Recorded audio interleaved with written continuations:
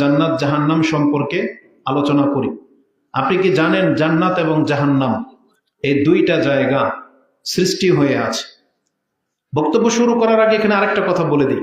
আপনারা সাধারণত সুর দিয়ে ওয়াজ শুনে অভ্যস্ত। আপনাদেরকে শের শায়েরি বলে বলে জীবনভর ওয়াজ শুনেছেন, যেমন একটু আগে আমাদের ভাই ওইভাবে ওয়াজ করেছেন।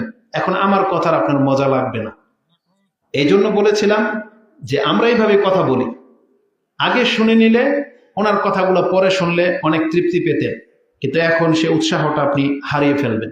তবে আমি আমার ভঙ্গিমায় কথা বলতে থাকবো এবং আল্লাহর কাছে প্রত্যাশা রাখি যে কথাই বলি না কেন সেটা আমার এবং আপনাদের জন্য যেন কল্যাণ বয়ে আনে। বলেন আমিন। জান্নাত আর জাহান্নাম এই দুইটা কিন্তু আমাদের সর্বশেষ ঠিকানা। তবে আমাদের সর্বশেষ ঠিকানা মুসলিম হিসেবে আমরা আল্লাহর কাছে প্রত্যাশা করি সেটা যেন জান্নাত হয়। আমাদের কোনো মুসলিমকে যেন জাহান্নামে যেতে না হয়, এটা আমাদের প্রতিনিয়ত আল্লাহর কাছে দোয়া করতেই থাকতে হবে, চাইতেই হবে আপনাকে, আল্লাহ আমি জান্নাত যেতে চাই, আমি জাহান্নাম যেতে চাই না। তো জান্নাত যেতে চাই, আমরা যদি হাত তুলতে বলি সবাই হাত তুলবেন যে হ্যাঁ আমরা সবাই জান্নাতে যেতে চাই, কিন্তু আপনাকে ওই কথাটাকে গুরুত্ব দিতে হবে আপনি চাইলেই কি হবে নাকি আল্লাহ চাইতে হবে? আল্লাহ চাইতে হবে। মানে আমরা যা খুশি তা করি আর আল্লাহর কাছে যদি জান্নাত চাই, না, এটা হবে না।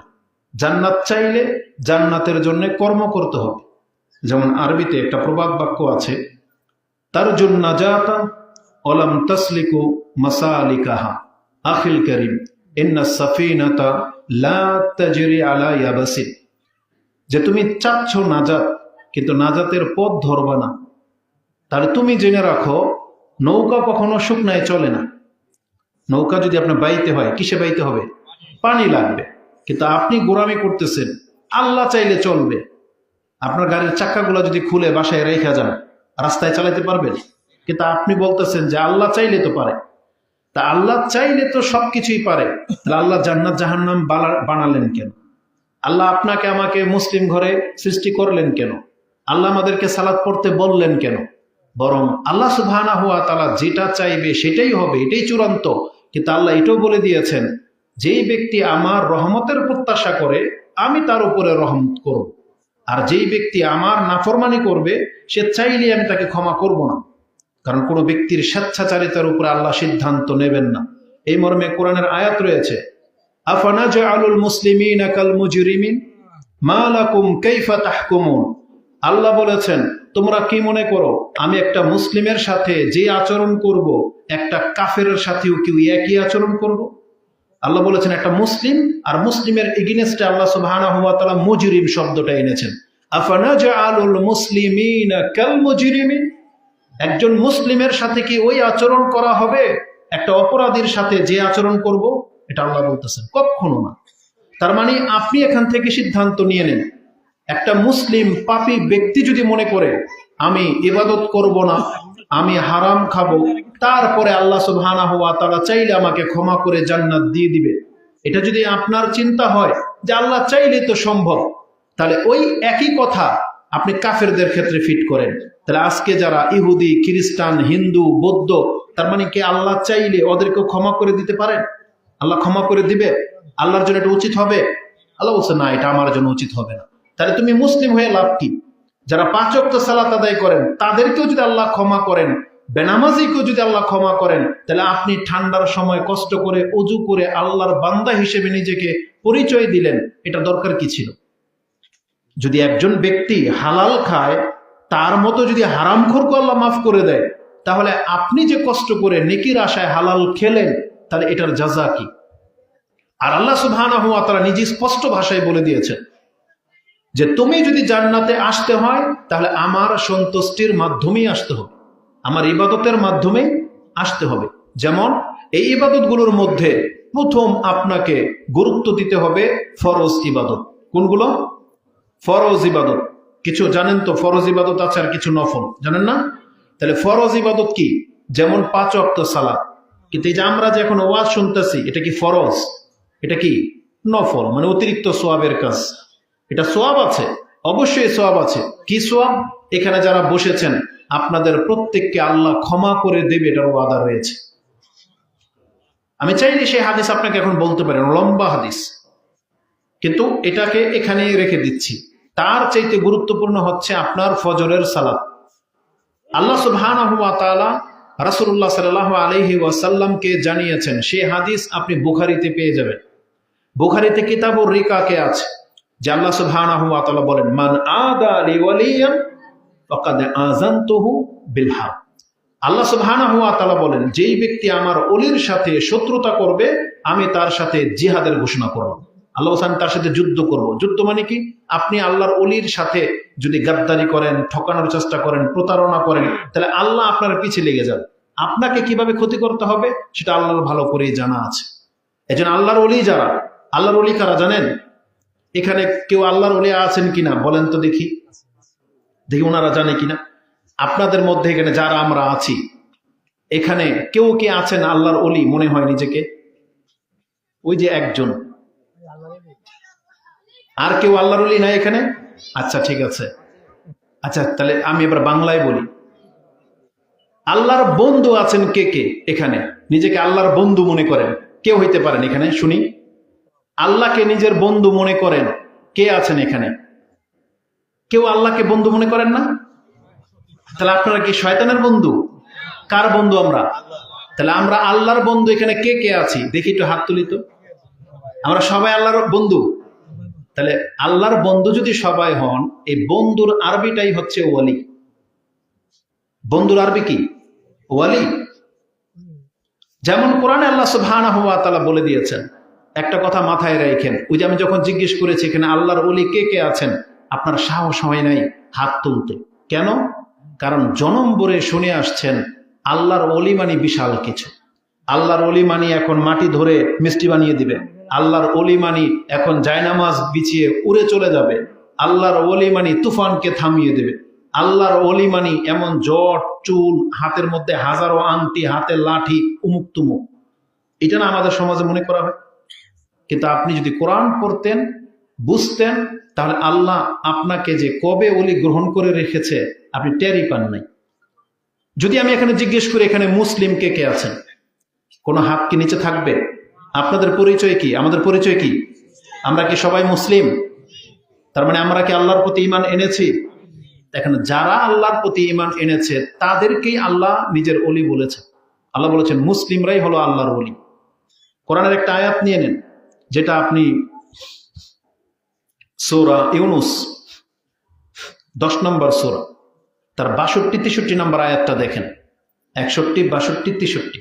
তাতে আল্লাহ বলেছেন, আলা ইন্না আউলিয়া আল্লাহি লা খাউফুন আলাইহিম ওয়ালা হুম ইয়াহজানুন।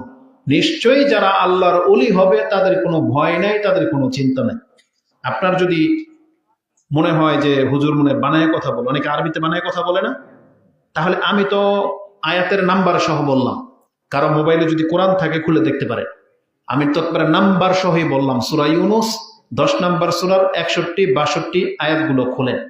তাতে আল্লাহ বলেছেন, আলা ইন্না আউলিয়া আল্লাহি লা খাউফুন আলাইহিম ওয়ালা হুম ইয়াহজানুন। এবং আমি ওয়ার্ড বাই ওয়ার্ড বললাম স্পষ্ট শব্দে, ওই কারিয়ানা শব্দও বলিনি, আপনাকে বুঝতে সুবিধা হবে।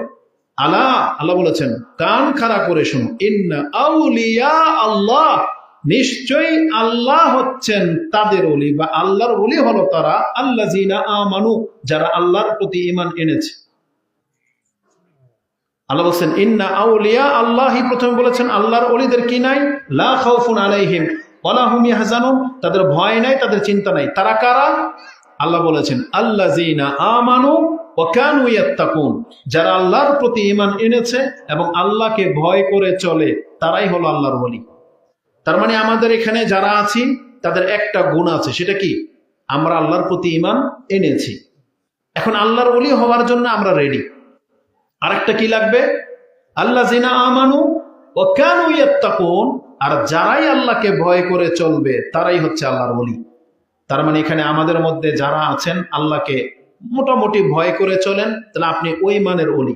যারা একবারে বেশি ভয় করে চলেন, তাহলে আপনি এত ভালো ওলি। যেমন সাহাবা একরাম, তারা আল্লাহ সুবহানাহু ওয়া তাআলার ওলির মর্যাদা পেয়ে গেছে। তারপরে তাবা তাবি, তারা অলির মর্যাদায় আছে, কারণ তারা আমাদের ইমাম, তাদের কাছ থেকে আমরা দিন শিখেছি। তাহলে বর্তমানেও আল্লাহর অলি হওয়ার জন্য রাস্তা খোলা। আপনাকে শুধু দুইটা কাজ করতে হবে। এক, আল্লাহর প্রতি ঈমান আনতে হবে এবং আল্লাহকে ভয় করে চলতে হবে। আপনি যত বেশি হারাম থেকে বেঁচে থাকতে পারবেন, আপনি তত বেশি আল্লাহর নিকটে পৌঁছে যেতে পারবেন। আপনি ফরজ ইবাদতগুলো যত সুন্দর করে আদায় করবেন, তারপরেই যদি নফল ইবাদতগুলোকে গুরুত্ব দেন, যার নফল ইবাদত ফরজের সাথে যত বেশি, সে তত বেশি আল্লাহর নৈকট্যবান বান্দা হয়ে যাবে। ওইটাই হাদিসটা আমি আপনাকে বুঝাইতে চাচ্ছি।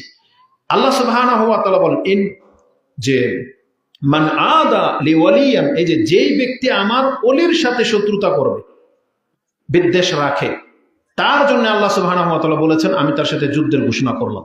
এখন আপনি যদি আল্লাহর ওলি না বোঝেন, তখন তো আপনি বুঝবেন না, আপনি মনে করবেন যে আল্লাহর ওলি বিশেষ বিশেষ, তাদের সাথে বেয়াদবি করা যাবে না, তাহলে আমার ক্ষতি হবে। কিন্তু আল্লাহ তো এখানে আপনাকে উদ্দেশ্য করে বলেছেন, মানে যারাই মুসলিমদের সাথে শত্রুতা করবে, এখানে ওলি বলতে আল্লাহর রাসূলকে বোঝানো হয়েছে, ওলি বলতে প্রত্যেকটা সাহাবা একরাম, ওলি বলতে যারা ইসলাম মেনে চলে তাদেরকে বোঝানো হয়েছে। যেই ব্যক্তিটা সৎ হালাল খায় আর এলাকার মানুষ, দুষ্ট প্রকৃতির মানুষগুলো দেখবেন তাকে ঠকায়, তার জমি দখল করে নেয়, বুঝেন না, মানুষকে কষ্ট দেয় না, প্রতারণা করে না, তাহলে একটা মুসলিম ব্যক্তি যদি হালাল খাওয়া ব্যক্তি হয়, আল্লাহর বান্দা হয়, তার মানে সে হচ্ছে আল্লাহর ওলি। এখন যার ইবাদত যত বেশি সুন্দর, যার চরিত্র যত ভালো, সে তত বড় ওলি। এবং এই রকমের একটা ছোট্ট ব্যক্তির সাথেও যদি কেউ গাদ্দারি করে, শত্রুতা করে, ঠকায়, আল্লাহ বলছেন আযানতুহু বিল হারব, আমি তার সাথে যুদ্ধের ঘোষণা দিয়ে দিলাম। তারপর আল্লাহ কি বলেছেন, কিভাবে আপনি ওলি হবেন? আল্লাহ বলেছেন ওয়ালা ইয়াযালু আবদি ইয়াতাকাররাবা ইলাইয়া বিশাইইন আহাব্বু ইলাইয়া মিম্মা আফতারাতু আলাইহি। আল্লাহ বলেছেন আমার নৈকট্যবান বান্দা হওয়ার জন্য বা আমার ওলি হওয়ার জন্য একজন বান্দা ও যা কিছু করে আমাকে সন্তুষ্ট করার জন্য আমি আল্লাহ পছন্দ করি ওই কাজগুলা যেগুলো আমি আল্লাহ নিজে ওর উপরে ফরজ করে দিয়েছি। তার মানে আল্লাহ সন্তুষ্ট হন কোন কাজে? যেগুলো আমাদের উপরে কি ফরজ। মানে ফরজ কাজের চাইতে দামি কোন ইবাদত আছে? ফরজ একদিকে রাখেন, পৃথিবীর সমস্ত সুন্দর ভালো কাজগুলো আরেক দিকে রাখেন, একটা ফরজের সমান হবে? কোনোদিনই হবে না। মানে ফরজ মানে আপনি বাধ্য করতেই হবে, এটা হচ্ছে ফরজ। তো এটা বোঝানোর জন্য যে আমাদেরকে যদি জান্নাতে যেতে হয়, আল্লাহর সন্তুষ্টি পেতে হয়, প্রথম গুরুত্ব দিতে হবে ফরজ ইবাদতকে। তো কেন এই হাদিসটা প্রথমে নিয়ে আসলাম? কারণ এটা বোঝানোর জন্য, আজকে যদি আপনি রাত 12টা পর্যন্ত ওয়াজ শোনেন, 1টা পর্যন্ত ওয়াজ শোনেন, কিন্তু ফজর যদি মিস হয়ে যায়, তাহলে আপনার এই নফল ইবাদত আপনাকে বাঁচাতে পারবেন। এজন্য কথা শুনবেন অল্প, কিন্তু যেটাই শুনবেন মানার চেষ্টা করতে হবে। কোরআন হাদিসের কথা যখনই শুনবেন, এটা হক হলে আপনাকে মানতে হবে। আমল করার লোক আমাদের সমাজে কম, কিন্তু জাননেওয়ালা লোক কিন্তু বহু। আপনারা ইসলাম সম্পর্কে কম জানেন না, সবকিছুই জানেন। কারণ কি, এখন যদি আমি বলি একটা একটা করে, আপনাই বলতে পারবেন এটা হালাল না হারাম। বলেন তো এমন কি হারাম আছে নতুন করে যে এখন আয়াত দিয়ে নাজিল হইলে হারাম হবে? এমন কোনো কিছু আছে নাকি? আপনার চোখের সামনে যা কিছু আছে সব আপনি দেখলেই চিনতে পারবেন এটা হালাল না হারাম, তাই না? আর নতুন কোনো বিজনেস আসলে, নতুন কোনো প্রোডাক্ট বাজারে আসলে, আপনি না জানলেও আপনার ইমামরা ঠিকই জানে। হুজুরকে জিজ্ঞেস করেন যে হুজুর নতুন করে এই যে এটা আসছে, এটা কি হালাল না হারাম? তাহলে তাদের সেই জ্ঞান আল্লাহ দিয়েছে, তারা সেটা উদ্ঘাটন করে আপনাকে জানাই দিতে পারবে। মানে পৃথিবীতে এমন কোনো কিছু নাই যে এটা আপনি জানেন না যেটা হালাল না হারাম। এটা আমার উপরে ফরজ, এটা আমার উপরে নফল। এমন কোন মুসলিম আছে যেটা না জানেন যে 5 ওয়াক্ত সালাত আদায় করা আমাদের উপরে ফরজ? আমি সালাত শব্দ বারবার বলতেছি, বুঝেন তো? সালাত মানে কি? নামাজ। সিয়াম মানে রোজা, যেটা আমরা জানেন। জাকাত মানে সবাই জানেন জাকাত। হজ এটাও জানেন। তাহলে জাকাত আর হজ যেভাবে জানেন আরবি শব্দ, তো নামাজ না বলে সালাত বলেন, তাহলে একটা আরবি আপনি শিখে গেলেন। রোজা না বলে সিয়াম বলেন, হয়ে গেল। তার মানে আপনি ইসলামের 5টা রুকুনের নাম জেনে গেলেন। কালিমাতান, 2টা কালেমা, শাহাদাতাইন যেটাকে আমরা বলি, আর হচ্ছে সালাত, জাকাত, সিয়াম আর হজ। তো জাকাত আর হজ আপনি জানেন, এটা বাংলার মতোই। তো সালাতটা চর্চা করলে বাংলার মতোই হয়ে যাবে। তাহলে কে না জানেন যে নামাজ 5 ওয়াক্ত আদায় করা ফরজ? এমন কেউ আছেন এখানে যে আজকে প্রথম শুনলেন? বলেন। তাহলে সবাই জানেন তো নামাজ পড়া যে ফরজ। এখন যদি হাত তুলতে বলি যে 5 ওয়াক্ত নামাজ কেডায় পড়েন, তখন কি সব হাত উঠবে? সব হাত উঠবে না। তার মানে আমি এটাই বলতে চাচ্ছি, আমরা জানি অনেক কিছুই কিন্তু মানি খুব কম। এজন্য এই ওয়াজ মাহফিল থেকে, খুতবা থেকে আপনাকে এটা প্রতিশ্রুতি নিতে হবে যে না, আমি যা জানি এটা আমাকে মানতে হবে। এটা না হলে কিন্তু নাজাত নাই। আপনি জানেন এই মর্মে স্পষ্ট হাদিস আছে, কোরআনের আয়াত তো আছে। কোরআন হাদিস তো আমাদেরকে জানানোর জন্যই নাজিল হয়েছে। ইমাম তিরমিজি রাহিমাহুল্লাহ তার কিতাবের হাদিস রয়েছে যে রাসূলুল্লাহ সাল্লাল্লাহু আলাইহি ওয়াসাল্লাম বলেছেন, লা তাজুলা কাদামা ইবনে আদামা হাত্তা ইউসআল আন খামসা।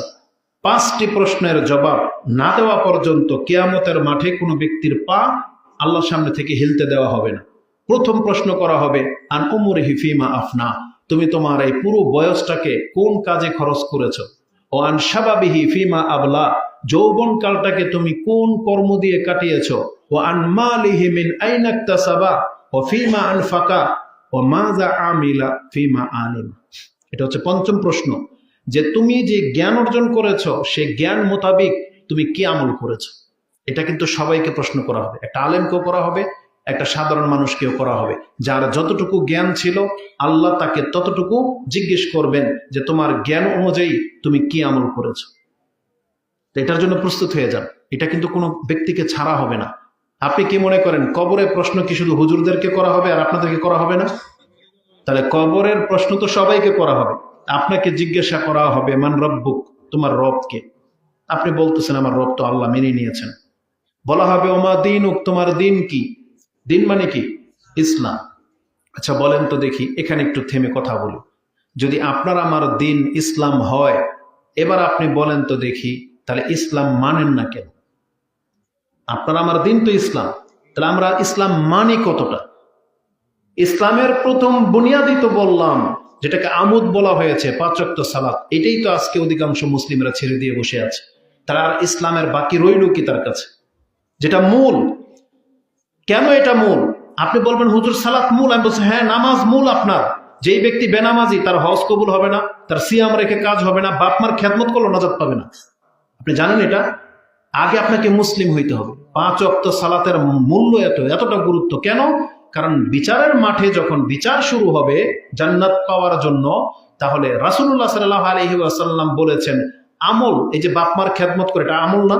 এই ওয়াজ শুনতেছেন এটা আমল, দান সাদকা করলেন এটা আমল, এগুলো সবই আমল। এই আমলের মধ্যে প্রথম জিজ্ঞাসা করা হবে তোমার নামাজ সম্পর্কে। রাসূলুল্লাহ সাল্লাল্লাহু আলাইহি ওয়াসাল্লাম বলেছেন আউয়ালু মা ইউহাসাবু বিহিল আবদু ইয়াউমাল কিয়ামাতি মিন আমালিহি সালাতুহু ইন সালুহাত ফাকাদ আফলাহা ওয়া আনজা ওয়া ইন ফাসাদাত ফাকাদ খাবা ওয়া খাসির। ইমাম তিরমিজি এবং ইবনে এবং নাসাইতে হাদিস রয়েছে। তিরমিজিতে আপনি 413তে পেয়ে যাবেন এবং নাসাইতে হাদিসটা আপনি 464তে পেয়ে যাবেন। যে রাসূলুল্লাহ সাল্লাল্লাহু আলাইহি ওয়াসাল্লাম বলেছেন তোমাদের প্রথম যখন আমলের হিসাব করা হবে তখন আল্লাহ প্রত্যেকের কাছে তার নামাজ সম্পর্কে জিজ্ঞাসা করা হবে। তার নামাজ যদি ঠিক থাকে ফাকাদ আফলাহ ওয়া আনজা, সেই ব্যক্তি ফালাহ মানে মুক্তি পেয়ে যাবে এবং নাজাত পেয়ে যাবে। এই যে মাইকে যখন আজান দেয় এই শব্দটাই কিন্তু বলে কি বলে? হাইয়া আলাস সালাহ, আসো নামাজের দিকে। তারপরের বাক্যটাই কি? হাইয়া আলাল ফালাহ, আসো কল্যাণের দিকে, মুক্তির দিকে। এটাই তোমার নাজাত। এটাই রাসূলুল্লাহ সাল্লাল্লাহু আলাইহি ওয়াসাল্লাম বলেছেন। নামাজের পরে কেন এই কথাটা বলা হয়? কারণ নামাজই হচ্ছে আপনার নাজাত। রাসূলুল্লাহ সাল্লাল্লাহু আলাইহি ওয়াসাল্লামকে জিজ্ঞাসা করা হয়েছে, যেটা আজকের আলোচনাটা জান্নাত জাহান্নাম সম্পর্কে। তো জিজ্ঞাসা করা হয়েছে আইয়ুল আমালি আকরাবু ইলাল জান্নাহ, ইয়া রাসূলুল্লাহ কোন আমলটা আমাকে সবচেয়ে বেশি জান্নাতের নিকটে নিয়ে যাবে? কোন আমল? বলা হয়েছে আইয়ুল আমালি আহাব্বু ইলাল্লাহ। 3টা প্রশ্ন করা হয়েছে, কোন আমল সবচেয়ে বেশি আল্লাহর কাছে পছন্দনীয়? তারপরে জিজ্ঞাসা করা হয়েছে আইয়ুল আমালি আফদাল, কোন আমল সবচেয়ে উত্তম? তখন রাসূলুল্লাহ সাল্লাল্লাহু আলাইহি ওয়াসাল্লাম এই 3টা প্রশ্নের জবাবে আপনি খোলেন ইমাম মুসলিমের ইমানের অধ্যায়ে আপনি পেয়ে যাবেন 153, 51, 52, 53 3টা হাদিসের মধ্যে 3টা প্রশ্ন করা হয়েছে আর উত্তর একটাই। রাসূল বলেছেন as-সালাতু লিওয়াক্তিহা, ওয়াক্ত মোতাবেক সালাত আদায় করা এটাই হচ্ছে একজন ব্যক্তির জীবনের সবচেয়ে ভালো কাজ এটাই আল্লাহর কাছে সবচেয়ে পছন্দনীয় কাজ, এটাই মানুষকে সবচেয়ে বেশি জান্নাতের নিকটবর্তী করে দেবে। তারপরে বলা হয়েছে সুম্মা আই, তাহলে নামাজের পরে কোনটা প্রাধান্য পাবে? তখন রাসূল বলেছেন বিররুল ওয়ালিদাইন, তারপরের আমলটাই হলো পিতামাতার সাথে সদাচরণ করা। বলছে সুম্মা আই, তারপরে কি? তখন বলেছেন আল জিহাদুন ফিসাবিলিল্লাহ, আল্লাহর রাস্তায় জিহাদ করা। তাহলে জিহাদকে 3 নম্বরে রাখা হয়েছে। একটা মুসলিমের জীবনের সবচেয়ে উত্তম কাজ হচ্ছে ঈমান আনার পরে 5 ওয়াক্ত সালাত, তারপরে পিতামাতার খেদমত করা, তারপরে আপনি জিহাদ। জিহাদটা পিতামাতার উপরে। তাহলে নাজাতের রাস্তা হচ্ছে এগুলো। আর সেই নামাজ যদি আপনি ওয়াজ শুনে ওই যাত্রা গানে বসে মেলা ঠেলা ওই খামখেয়ালি করে রাত পার করে দিয়ে যদি আপনি নামাজ মিস করেন, তাহলে আপনি জীবনের পুরোটাই মিস করলেন। এই জন্য বেশি রাত ওয়াজ করা এটা খুব ভালো কিছু না। আপনি এখান থেকে যত তাড়াতাড়ি কিছু শুনে যাবেন, রাতে দ্রুত ঘুমাইতে হবে, ফজরে জাগতে হবে, এটা আমাদের প্রথম কাজ। ইনশাল্লাহ আমি এটা চাইবো পরবর্তীতে যখনই আপনার ওয়াজ করবেন চেষ্টা করবেন অন্তত যেন 10টার মধ্যে ওয়াজ শেষ হয়ে যায়। যে কাজটা আজকে হয়েছে এটা 10টার মধ্যে কি হইতো না? যদি এশার পর পর কালেকশন শুরু হয়ে যেত, উনি যদি 8:30, 9:30, 9টা পর্যন্ত করতো, তা আমি যদি 1 ঘন্টা আলোচনা করতাম তাতে 10টা বাজে শেষ। আপনি সুন্দরভাবে এখান থেকে যে খাবারের ব্যবস্থা করা হয়েছে, দোয়া করা হবে, খাবার দেওয়া হবে, তারপরে আপনি 10:30টার মধ্যে বাসায় চলে যেতে পারতেন। ঘুমালে আপনি স্বাচ্ছন্দ্যের সাথে ফজরে জাগতে পারতেন। আর ফজর মিস হওয়া মানে কি জানেন? আপনার তকদিরের মধ্যে গিরা লেগে যাবে। কারণ রাসূলুল্লাহ সাল্লাল্লাহু আলাইহি ওয়াসাল্লাম বলেছেন ফজরের সালাতের মান হলো এমন, তোমাদের মধ্যে কে আছো যে আল্লাহকে দেখতে চাও নিজের চোখে? কিয়ামতের মাঠে কিন্তু আল্লাহকে দেখা যাবে। একদিন রাসূলুল্লাহ সাল্লাল্লাহু আলাইহি ওয়াসাল্লাম বসে আছেন, পূর্ণিমার চাঁদের দিকে তাকিয়ে আছেন, তখন বললেন হাল তারাউনা, তোমরা কি এই চাঁদকে দেখতে পাচ্ছ? বলছে বালা। বলছে ইন্নাকুম তারাউনাহু ইয়াউমাল কিয়ামাতি কাযালিক, তোমরা আল্লাহ সুবহানাহু ওয়া তাআলাকে এই পূর্ণিমার চাঁদ যেমন স্পষ্ট চোখে দেখতে পাচ্ছ, কোনো ভ্রম হচ্ছে না, ঠিক আল্লাহকেও তোমরা প্রত্যেকে ঠিক এইভাবে দেখতে পাবে। এটার জন্য কি করতে হবে? রাসূলুল্লাহ সাল্লাল্লাহু আলাইহি সাল্লাম বলেছেন যে চায় যে আমি আল্লাহকে দেখব, তাহলে তার জন্য লাজিম হলো সে যেন অপারগ না হয়ে যায় সালাতুন কাবলা তুলুইশ শামসি ওয়া সালাতুন কাবলা গুরুবিহা। রাসূল বলেছেন সে যেন সূর্য ওঠার আগের সালাত আর সূর্য ডোবার আগের সালাত যেন অবশ্যই পালন করে, সে যেন অপারগ না হয়, শয়তান যেন তার উপরে জিতে না যায়। তার মানে ফালিয়াফাল, সে যেন অবশ্যই পড়ে কোন নামাজ? সূর্য ওঠার আগের সালাত কোনটা? ফজর। আর সূর্য ডোবার আগের সালাত কোনটা? আসর। সূর্য ডুবে গেলে না মাগরিব, ডুবার আগে বলা হয়েছে। তাহলে আসরের ওয়াক্ত সূর্য ডোবা পর্যন্ত থাকে, তাই না? তার মানে এখানে সালাতুল আসরের কথা বলা হয়েছে। তা যেই ব্যক্তি ফজর এবং আসর টাইম মতো আদায় করে, তার মানে আশা করা যায় তার বাকি ওয়াক্তগুলো ঠিক হয়ে যাবে। কারণ মানুষের নামাজ নষ্ট হয় ফজর আর আসরই সবচেয়ে বেশি। আসরের সময় গাফুলিতে থাকে, আসরের সময় খেলতামশায় ব্যস্ত থাকে অধিকাংশ পোলাপান, আর ফজরের সময় আমরা ঘুমিয়ে থাকি। তাহলে এই 2টা নামাজ যার ঠিক হয়ে যাবে, তার মানে বাকি 3 ওয়াক্ত তার ঠিক হয়ে যাবে, ওগুলোতে এত ব্যস্ততা কারো নাই। তাহলে রাসূলুল্লাহ সাল্লাল্লাহু আলাইহি সাল্লাম এই জন্য এই 2টা নামাজের কথা সবচেয়ে বেশি গুরুত্ব দিয়ে বলেছেন। এমনকি রাসূলুল্লাহ সাল্লাল্লাহু আলাইহি সাল্লাম বলেছেন মান সাল্লাল বারদান দাখালাল জান্নাহ, যেই ব্যক্তি 2টা ঠান্ডার নামাজ আদায় করবে সে জান্নাতে যাবে। এই 2টা ঠান্ডার নামাজ কোনটা? একটা ফজর, একটা আসর। তাহলে এই নামাজ অধিকাংশ মুসলিমরা মিস করে, এত মোটেও উচিত না।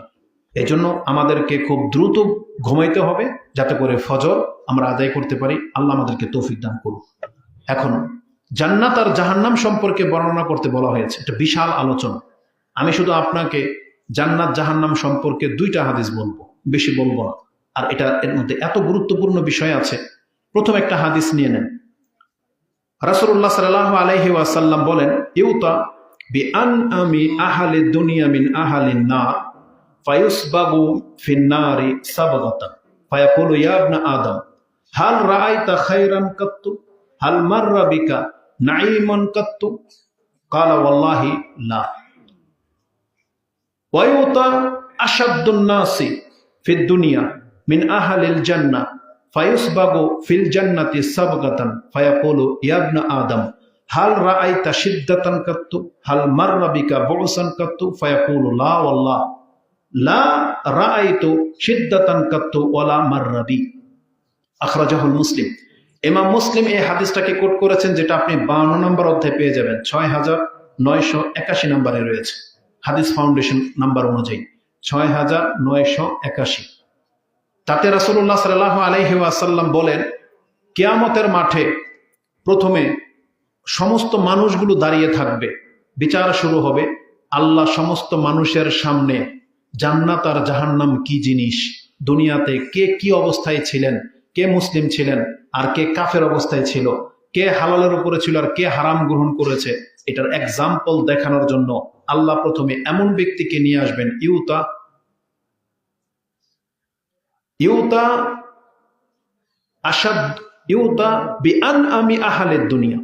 দুনিয়ার মধ্যে সব থেকে বেশি নেয়ামতে ডুবেছিল এমন একজন জাহান্নামীকে নিয়ে আসা হবে। মানে ফয়সালা হয়েই গেছে ও জাহান্নামী, কারণ ও কাফের অবস্থায় মরেছে। এমন একটা কাফেরকে নিয়ে আসা হবে, সে তার জীবনের দুনিয়ার নেয়ামত কি জিনিস ছিল সে তার চাইতে বেশি আর কেউ জানে না। এরকম একটা নেয়ামত ওয়ালা ব্যক্তির নমুনা আপনাকে কেমনে দেখায়? কারণ আমরা যারা বিভিন্ন বহির্রাষ্ট্রগুলোতে আপনি বিচরণ করবেন, তখন দেখতে পাবেন কাফেরদের জীবনযাত্রার মান কেমন, তাদের চলাফেরা, তাদের খাদ্য, তাদের গেট আপ, তাদের লাক্সারিয়াস আপনি দেখতে পাবেন কেমন। একটা ঘটনা বলি, সৌদি আরবে যখন ছিলাম তখন একটা কোম্পানির মালিকের ছেলের কথা একজনে কথা বলতেছে, তখন শুনলাম তার কোম্পানির ছেলের মালিকের ছেলে, সে নাকি সকালবেলার নাস্তা ফ্রান্স থেকে আসে ডিএচএল কার্গো করে। সৌদি আরবে থাকে একটা কোম্পানির মালিকের ছেলে, তার নাস্তা আসে কোত্থেকে? ফ্রান্স থেকে ডিএচএল কার্গো করে, মানে 6 ঘন্টা রাতের ফ্লাইটে চলে আসে, ফজরে তাদের ফ্লাইট ল্যান্ড করে, তার মধ্যেই আপনার ডেলিভারি হয়ে যায়, তার কাছে খাবার পৌঁছে যায়, সকালের নাস্তা। একটা বলেন তো দেখে, একটা মানুষের পয়সা কত হলে এমন জীবনযাপন করে? এরকমের কাফেরদের সংখ্যা অনেক অনেক। যারা কাফের রাষ্ট্রে আছে তাদের মহিলাদের সংখ্যার অভাব নাই, তারা স্বর্ণ গয়নার অভাব নাই, হারাম খাওয়া অভাব নাই, যা খুশি তা করে। এইরকম একজন ব্যক্তিকে নিয়ে আসা বলছে, আমি আহালের দুনিয়া, দুনিয়ার মধ্যে সবচেয়ে বেশি নিয়ামতে ডুবেছিল এমন একজন ব্যক্তিকে নিয়ে আসা হবে। আল্লাহ কি করবেন জানেন? ওকে বলা হবে ফায়ুসবাগু ফিন্নারি, তাকে শুধু জাহান্নামের ভিতরে একটা চুবা দিয়ে বের করে নিয়ে আসা হবে। জাহান্নামে পুরোপুরি ফেলা হবে না, ধরে খালি একটা চুবা দিবে জাহান্নামের আগুনে, দিয়ে আবার দাঁড় করিয়ে দিবে। তখন আল্লাহ এই ব্যক্তিকে জিজ্ঞেস করবে, ইয়া ইবনা আদম, হে আদমের সন্তান, হাল রাআইতা খায়রান কাত্তু, বলতো তোর পৃথিবীর দুনিয়ার জীবন বলতো দেখি, তুই কি কোনো কল্যাণকর কোনো জীবনে ছিলি? বলবে লা ইয়া রাব, আল্লাহ আমি জীবনে কোনোদিন কল্যাণ কিছু দেখিনি। বলছে হাল মাররা বিকা খায়রান কাত্তু, তোর জীবনে কি কোনো কল্যাণ আসে নাই? খায়ের মানে কোনো আমোদ প্রমোদ আসে নাই? বলছে লা ইয়া রাব। ওই বয়স পেয়েছে ধরেন 100 বছর, 100 বছর দুনিয়াতে ছিল, আদরে লালিত পালিত হয়েছে, নিয়ামতের ভরপুর জীবন 100 বছর কাটিয়েছে, অথচ জাহান্নামে একটা চুবা খাওয়ার পর ও বলতেছে যে আমি জীবনে কোনোদিন শান্তি কি জিনিস জানতাম না। মানে ওর জীবনের সমস্ত স্বাদ আল্লাহ ভুলে যাবে জাহান্নামের আগুনে যদি কোনো ব্যক্তি একবার চুবা খাওয়ানো হয়। কেন? কারণ জাহান্নামের আগুন কিন্তু আমাদের দুনিয়ার আগুনের মতো না। রাসূলুল্লাহ সাল্লাল্লাহু আলাইহি ওয়াসাল্লাম বলেছেন, নারুকুম জুজউন 70 জুজআম মিন নারি জাহান্নাম, তোমাদের যে আগুন তোমরা জ্বালাও, খাদ্য পাক করো, এই আগুনটা জাহান্নামের আগুনকে কমাতে কমাতে 70 ভাগের 1 ভাগ শুধু দেওয়া হয়েছে। তার মানে যেই আগুনে মানুষ কয়লা হয়ে যায়, দেখেন না মাঝে মাঝে গ্যাসে ফেটে আগুন লেগে যায়, মানুষ কয়লা হয়ে গেছে। রাসূল বলেছেন এটার পাওয়ার মাত্র 1 গুণ, এইটাকে যদি পাওয়ার বাড়াতে বাড়াতে 70 গুণ করা হয়, ওটা হবে জাহান্নামের আগুন। তখন জিজ্ঞাসা করা হয়েছে, ইয়া রাসূলুল্লাহ ইন কানাত লাকাফিয়া, এই একটা ভাগই তো মানুষকে জ্বালিয়ে দেওয়ার জন্য যথেষ্ট ছিল। তখন রাসূল বলেছেন ফুদ্দিলাত 99 জুজআন, এটা আল্লাহর রাগে করেছেন যে আল্লাহ জাহান্নামের আগুনকে 69 গুণ আরো টেম্পারেচার দিয়ে আল্লাহ এটাকে জ্বালিয়েছে। তার মানে এটা এমন আগুন, নারুল্লাহ, এটা হচ্ছে আল্লাহর আগুন, নারুল্লাহিল মুকাদা, এটা আল্লাহ জ্বালিয়েছেন। বলা হয়েছে এটা আপনার কি করবে? বলছে আপনার অন্তরের ভিতরে পর্যন্ত উকি দিবে। তাত্তালিউ আলাল আফইদা, আল্লাহ বলেছেন এই আগুন মানুষের কলিজা পর্যন্ত পোড়াবে। দুনিয়ার আগুন কিন্তু মানুষের কলিজা পোড়ে না, তার আগেই মরে যায়। কলিজার ভিতর পর্যন্ত আগুন যায় না, চামড়া পড়ে গেলে মানুষ মরে যায়। কিন্তু আল্লাহ বলেছেন জাহান্নামের আগুন, সেখানে সে মরবেও না, বাঁচবেও না। এটা এমন একটা মারাত্মক আগুন যেটা মানুষের কলিজা পর্যন্ত পোড়াবে, কারণ 70 গুণ বেশি স্পিড। আপনি কি মনে করেছেন? তাহলে সেই আগুনে যখন ওকে একবার চুবা দেওয়া হবে, ওই একটা চুবানি খেয়ে ওর দুনিয়ার 100 বছরের নাজ নেয়াজ নেয়ামত সব ভুলে যাবে। আপনি একবার চিন্তা করেন তো, আমরা আমাদের ছোটবেলায় এটা করেছি। কারেন্ট চলে গেলে বৃষ্টির দিন মোমবাতি বা কুপি জ্বালানোর সময় আপনি আপনার আঙ্গুল কেরম করেছিলেন মোমবাতির মধ্যে? হ্যাঁ, তাতে কি পশম পুড়ে যেত? কিছুই হইতো না, তাই না? মজা করে আপনি আগুনের উপর দিয়ে নিতেন আর আনতেন। যেমন আমাদের মহিলারা করে মুরগির মধ্যে যখন পোকা হয় না, ফুলহুলি বলি আমরা, আপনারা কি বলেন?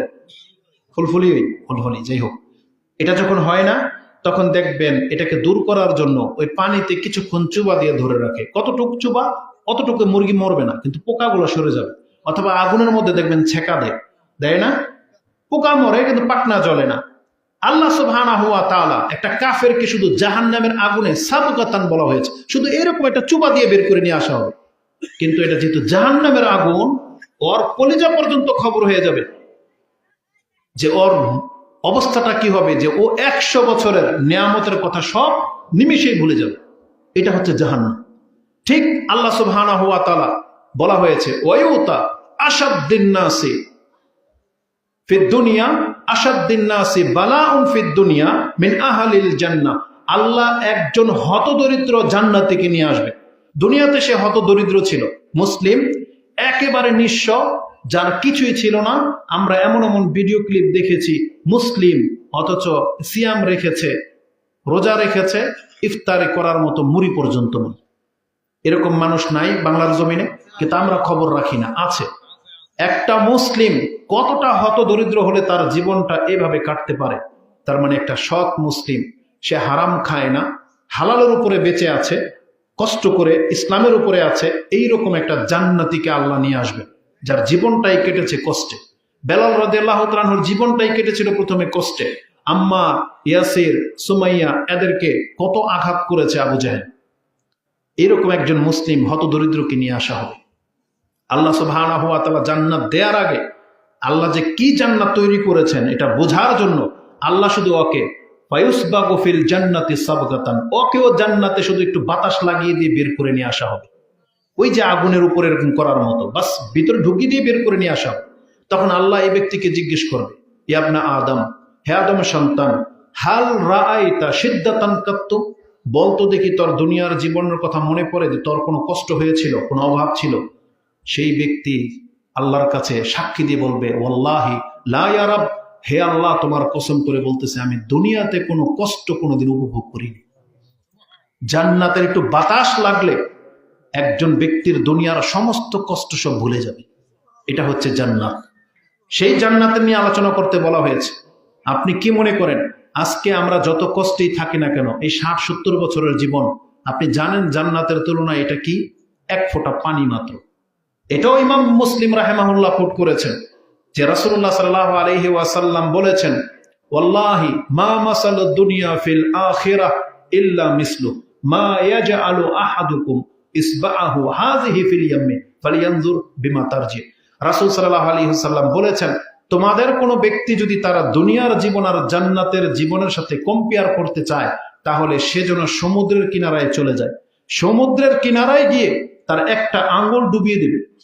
আল্লাহর রাসূল সাল্লাল্লাহু আলাইহি ওয়াসাল্লাম চাইলে তো একটা পানির বোতলের কথা বলতে পারতেন, একটা গ্লাস, একটা পাতিলা বা একটা পুকুর, আপনার ঘরের প্রত্যেকের সামনে পুকুর আছে, চাইলে নদী, নাহারের কথা বলতে পারতেন, কিন্তু এক্সাম্পল ঠিক হবে না। তাই রাসূলুল্লাহ সাল্লাল্লাহু আলাইহি ওয়াসাল্লাম সমুদ্রের কথা বলেছেন। সমুদ্রের কিনারায় আপনি যাবেন, আর বলা হয়েছে আঙ্গুল ডুবিয়ে দিতে, এবং আঙ্গুলের দিকে তাকাতে বলেছেন যে তুমি তোমার আঙ্গুলের দিকে দেখো কতটা পানি উঠে আসলো। মুট করে আনতে বলে না, বলছে আঙ্গুল ডুবিতে। আগুন এটা অথবা এটা ডুবিয়ে দিয়ে বের করে নিয়ে আসেন, কতটুকু পানি আসবে? এক ফোঁটা, তাই না? তাহলে এক ফোঁটা পানি আপনার সামনে রাখেন, এবার সমুদ্রের দিকে তাকান। রাসূলুল্লাহ সাল্লাল্লাহু আলাইহি সাল্লাম বলেন, আল্লাহ আমাদের জন্য পরকালে এই সমুদ্রের মতো জীবন রেখে দিয়েছেন। আর দুনিয়াতে আমরা যে 60 বছর 100 বছর বেঁচে থাকি, এটার মেয়াদ কত? এই এক ফোঁটা পানি। তার মানে এক ফোঁটা পানি যদি হয় 100 বছর, এবার আপনি সমুদ্রের পানি মাপার মতন কোনো ক্যালকুলেটর, কোনো ব্রেন আছে যে সমুদ্রে কত শত কোটি বছরের পানি রাখা আছে? তার মানে চিরস্থায়ী। এটাকে বলা হয় চিরস্থায়ী জীবন। এখন কোন ব্যক্তি যদি চিরস্থায়ী জাহান্নামী হয়, যেমন কাফেররা, ঠিক ওরাও এরকম চিরস্থায়ী জাহান্নামে থাকবে। আবার আমরা যদি কোনো ব্যক্তি জান্নাতে যেতে পারি, আমাদেরকেও আল্লাহ সুবহানাহু ওয়া তাআলা এরকম চিরস্থায়ী জীবন দিয়ে দিবেন। এমন হবে না যে কয়েকদিন পরে আপনাকে জান্নাত থেকে বের করে দেওয়া হবে, না, এটা হবে না। আল্লাহ বলবেন, খুলুদুন ফালা মাউত, তোমরা চিরস্থায়ীভাবে জান্নাত অথবা জাহান্নামে প্রবেশ করো, তোমাদেরকে আর মৃত্যু স্পর্শ করবে না। মুসলিমরা যখন এটা হবে কখন? যখন জান্নাত জাহান্নামের ফয়সালা শেষ। যারা জাহান্নামে চলে যাওয়ার জাহান্নামে চলে যাবে, জান্নাতে চলে যাওয়ার জান্নাতে চলে যাবে। এখন মুসলিমরা যারা জাহান্নামে যাবে, তাদেরকে আল্লাহ ওই যে মাফ করার ব্যবস্থা রেখেছেন। তার মুসলিম ভাই গিয়ে আল্লাহর কাছে সুপারিশ করো, আল্লাহ ইউসাল্লুনা মা'ানা ওয়া ইয়াহুজ্জুনা মা'ানা। এই যে দেখেন, এখানে আমলের কথা আছে। আল্লাহ আমাদের সমাজের লোক, আমার ভাই নামাজ পড়তো, আমাদের সাথে হজ করেছে, কোন একটা পাপের কারণে জাহান্নামে চলে গেছে, আল্লাহ আপনি মাফ করে দেন। আল্লাহ তখন তাকে বলবে, ইরজিউ, ফিরে যাও, ফাখরিজুহুম মান আরাফতুম, তোমরা যাদেরকে চিনতে পারো এমন প্রত্যেককে বের করে নিয়ে আসো। মুসলিমরা মুসলিমের জন্য সুপারিশ করবে। আমাদের রাসূল সাল্লাল্লাহু আলাইহি সাল্লাম তিনবার সুপারিশ করবেন, বিশাল দলকে তিনি জাহান্নাম থেকে উঠিয়ে নিয়ে আসবেন। ফেরেশতারা সুপারিশ করবেন মুসলিমদের জন্য। ওই যে যাদের ক্ষমা পাওয়ার যোগ্য, যাদেরকে ক্ষমা করে দেওয়া হবে, এখন আর কাউকে ক্ষমা করা হবে না। যারা শিরক করেছে, কুফরি করেছে, নিফাকি করেছে, মানে মুনাফিক, নাস্তিক, এদেরকে ক্ষমা করা হবে না। তখন আল্লাহ শেষ সিদ্ধান্ত যেটা নেবেন, যে খুলুদুন ফালা মাউত, চিরস্থায়ীভাবে জাহান্নামে বসবাস করো, তোমাদের আর কোনোদিন মৃত্যু হবে না। জান্নাতীদেরকেও বলে দেওয়া হবে, খুলুদুন ফালা মাউত, আজকের পর থেকে তোমাদের উপরে আমি আর অসন্তুষ্ট হব না, তোমাদেরকে আমি চিরস্থায়ীভাবে জান্নাতে ঘোষণা করে দিলাম। তাহলে জান্নাত আর জাহান্নাম হচ্ছে সেই জীবন। কিন্তু আমরা এই দুইটা জীবনকে ভুলে গিয়ে আমরা দুনিয়ার এই এক ফোঁটা পানির মতো জীবনকে নিয়ে পড়ে আছি। আমরা হারাম খাই, আমরা আল্লাহর নাফরমানি করি, আমরা যা খুশি তা করতেছি, কিন্তু কোরআন হাদিসের ধার ধারি না। এটা মোটেও কাম্য নয়। জান্নাত জাহান্নামের আলোচনা খুব লম্বা, আপনি কুলকিনারা পাবেন না। অতএব আমি শুধু ছোট্ট মেসেজটা দিতে চাচ্ছি আপনাকে, দেখেন, জান্নাতকে প্রাধান্য দেওয়ার চেষ্টা করেন। জীবনের মূল টার্গেট জান্নাতকে বানান, দুনিয়া না। জান্নাত হচ্ছে আমাদের আসল ঠিকানা। এটা যদি কোনো ব্যক্তি মিস করে, তাহলে তার জীবনের সর্বস্ব গেল। আলী রাদিয়াল্লাহু তাআলা আনহু তিনি উপদেশ দিতেন। ইমাম বুখারী রাহিমাহুল্লাহ সেই হাদিসটাকেও তিনি আসার বলা হয়, কিতাবুর রিকাকের মধ্যে এনেছেন, যেটা আপনি 81 নম্বর অধ্যায়ের 4 নম্বর পর্বে পেয়ে যাবেন। হাদিস 6430-31 এর মাঝখানে আছে। তাতে কি আছে? আলী রাদিয়াল্লাহু তাআলা আনহু তিনি বলতেন, ইরতাহালাতিদ দুনিয়া মুদবিরান ওয়ারতাহালাতিল আখিরা মুকবিলান ওয়া লিকুল্লি ওয়াহিদিন মিনহুমা বানুন ফাকুনু আবনাইল আখিরা ওয়া লা তাকুনু আবনাইদ দুনিয়া আল ইয়াউমা আমালুন ওয়ালা হিসাব ওয়া গাদান হিসাবুন ওয়ালা আমাল। আলী রাদিয়াল্লাহু তাআলা আনহু তিনি বলতেন, উপদেশ দিতেন যে দেখো পৃথিবীর মানুষ, যে দুনিয়ার জন্য তুমি পড়ে আছো, এই দুনিয়া কিন্তু তোমাকে রেখে দিয়ে পেছন দিকে সরে যাচ্ছে। আর ওই পরকাল কিন্তু তোমার সামনের দিক থেকে ধেয়ে আসতেছে। পরকাল আর দুনিয়া দুই জগতেরই সন্তান হয়। তোমরা দুনিয়ার সন্তান হয়েও না, তোমরা পরকালের সন্তান হও। কারণ দুনিয়া তোমাকে রেখে চলে যাচ্ছে। এই যে দুনিয়া যে আমাদেরকে রেখে চলে যাচ্ছে, এটার মেজার জানেন? মেজার কিভাবে করবেন? এখানে যারা আছেন, আমি তো ম্যাক্সিমাম দেখতে পাচ্ছি 40-এর ওভার বয়স হয়ে গেছে। অনেক মুরব্বী যারা আছেন 50 পার হয়ে গেছে। আপনি এবার মাপেন তো দেখি, কবরে ফিতা ধরেন, আর যেই দিন আপনি জন্ম নিয়েছিলেন ফিতাটা ওই পর্যন্ত নিয়ে যান। তার মানে এই দিকে ফিতা 50 বছর, এদিকে কত বছর? 50 বছর। যারা যুবক আছো তারাও মাপো, আমাদের মতো যাদের বয়স 30-40 হয়ে গেছে তারাও মাপেন। তার মানে জন্মের দিন থেকে ফিতা 30-40 বছর হয়ে গেছে। এবার ফিতাটাকে কবরের দিকে ফেলেন তো, বলতে পারবেন কতটুক?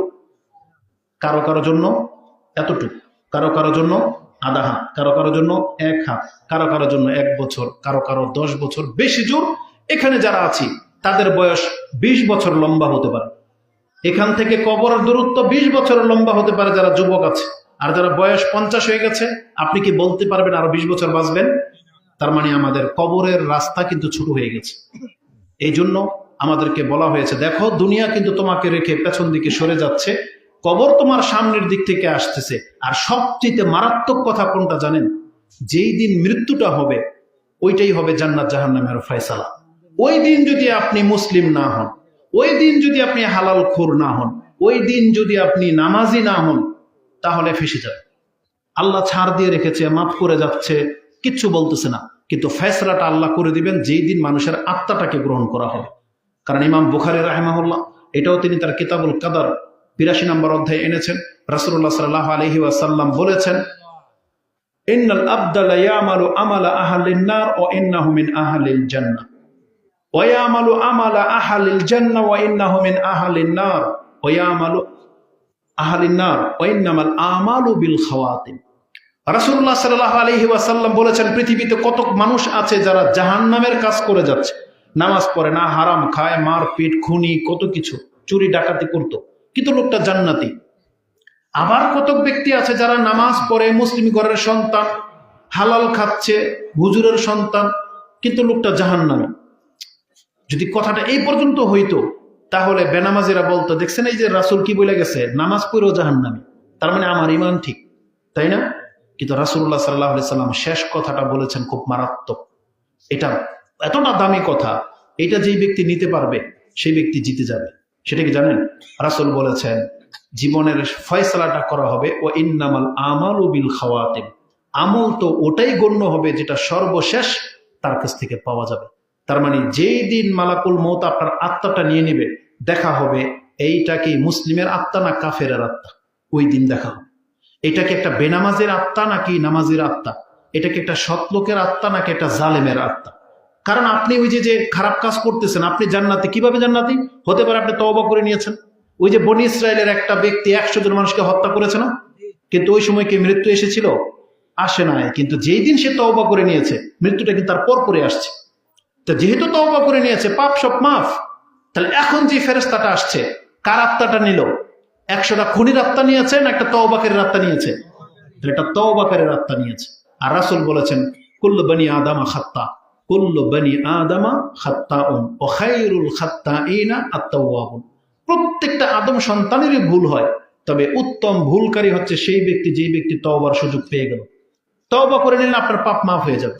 কিন্তু আজকে আমরা যারা এখানে আছি, পাপের পর পাপ করেই যাচ্ছি, আর ধারণা করে নিলাম ইনশাল্লাহ তওবা করে নেব। কিন্তু আপনি বলতে পারবেন আপনার চোখের সামনে কয়জনকে দেখেছেন যে পাপ করতে করতে মরে গেছে? এই যে রাজনৈতিক যে টার্ম, নেতারা টাকা পয়সা নিয়ে যে উদাও হয়ে গেছে, তারা কি তওবা করার সুযোগ পেয়েছে? ফেরাউন কি তওবা করার সুযোগ গ্রহণ করেছিল? করে নাই। কিন্তু এমন সময় তওবা করেছে যখন মালাকুল মউত চলে আসছে। তাহলে আপনার আমার সাথে তেমনটা হইতে পারে, হইতে পারে না? আপনার আমার সাথে যেমনটা হইতে পারে এর একটা বাস্তব উদাহরণ নিয়ে নেন। ওই হাদিস তো শুনেছেন যে যেই ব্যক্তির শেষ কালেমা হবে লা ইলাহা ইল্লাল্লাহ দাখালাল জান্নাহ, জানেন না সেটা? তার মানে সবাই জানি যে যেই ব্যক্তি লা ইলাহা ইল্লাল্লাহ বলে মরতে পারবে সে জান্নাত পেয়ে যাবে। এইবার আপনি বলেন তো দেখি, আপনার সমাজে এরকম কয়জনকে দেখেছেন মরার সময় লা ইলাহা ইল্লাল্লাহ বলে মরতে পারে না? কেন? কারণ সে তৌফিক হারিয়ে ফেলেছে। এটা ওই ব্যক্তি তৌফিক পাবে যে বাস্তবিক আল্লাহ সুবহানাহু ওয়া তাআলার ইবাদত করেছে। কারণ এটা আল্লাহ বলেছেন, কোরআনে আছে, আল্লাহ বলেছেন। আপনি কোথায় পাবেন এটা?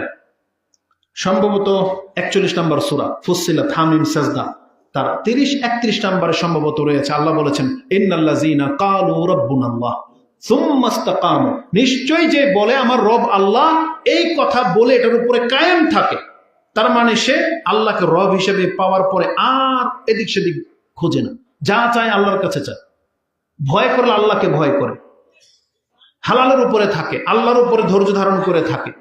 তার মানে সুম্মা ইসতাকামু, এই যে সে কায়েম থাকবে, আল্লাহ বলেছেন এই ব্যক্তির মৃত্যুর সময় আমি আল্লাহ রহমতের ফেরেশতা নাজিল করে দিই।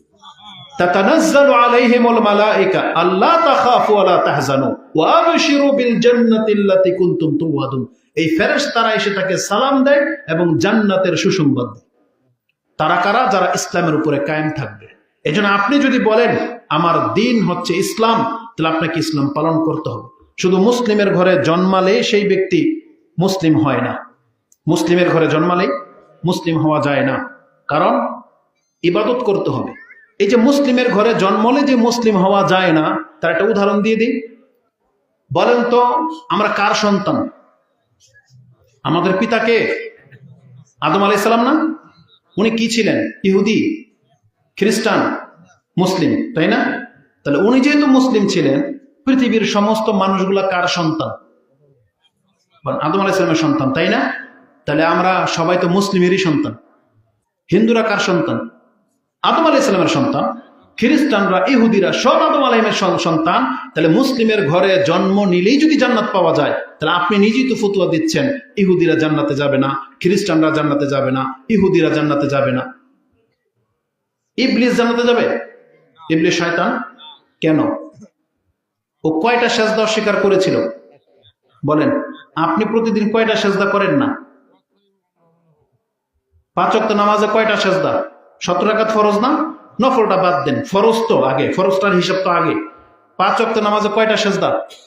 17টা, 17 ওয়াক্ত, 17 রাকাত, তাই না? প্রত্যেক রাকাতে 2টা করে হইলে 34টা সেজদা হয় ফজর থেকে নিয়ে আসা পর্যন্ত।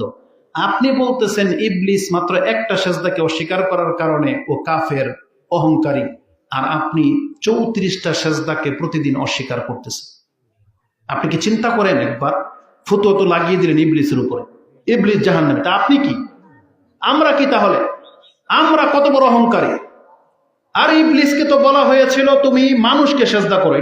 ইবলিসের গায়ে লাগছে যে আমি মানুষকে সেজদা করব, কিন্তু আমরা কাদেরকে সেজদা করতে বলা হয়েছে?